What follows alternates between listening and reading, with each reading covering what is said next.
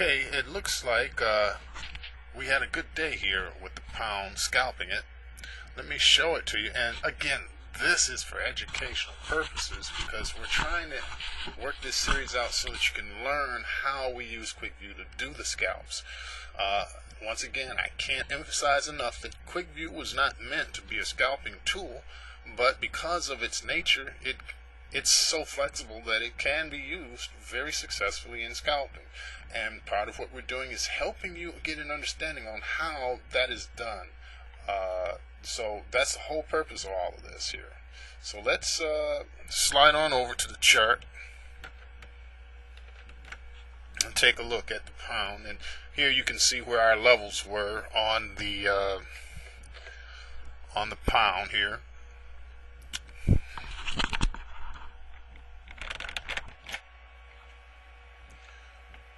Right, these are the red lines. It's not a lot of lines here. However, the lines that we do have give us some good move. For example, this double line in here. Okay, let me get my drawing tool up so I can give it to you. There's my little circle there. Now, when we looked at QuickView for the day, we're looking at a lot of exhaustion. So taking this was somewhat of a gamble and going short here. But fortunately, because we had a quick target down here, we worked it out. We got the close below that breaking point here. We came back and touched it and got filled up here. And we made it to our target. Okay, this was it. And so when we came flying back up, as you can see, we didn't get hurt. As a matter of fact, we were still looking for longs as well. This is one of those kind of days where you can go both ways because you've got a lot of short signals. You're in a heavy move to the downside. The trend is strong to the downside. Plus, you're getting this possibility of the reversal going on. So we can work it both ways. And exactly what happened. We shot up and we went flying past the barrier here with the close well above it.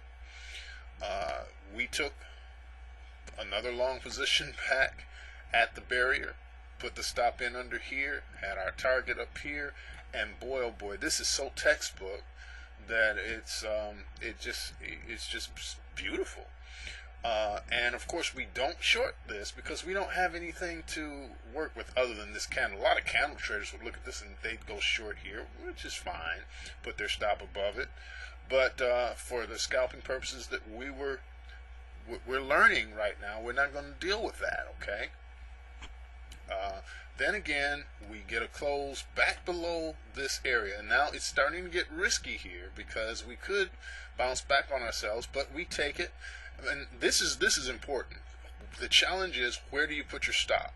If you're going to get that close below the barrier, alright, you're going to go short at this point here back at the barrier, but where's your stop? Well, you have to find a swing high that's nearby, which means we have to come back to about right here.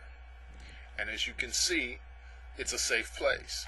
It's a low risk, but it's still a swing high that we don't want to break.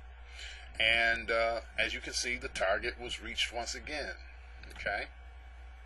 And I mean, at that point, it's time to just take your money and go home. There's not much left in the day, and as you can see, it just kind of meanders along anyway. So there's a very good classic textbook example of using the scalping techniques with your QuickView, putting those levels in and looking for those voids, okay, and working with them.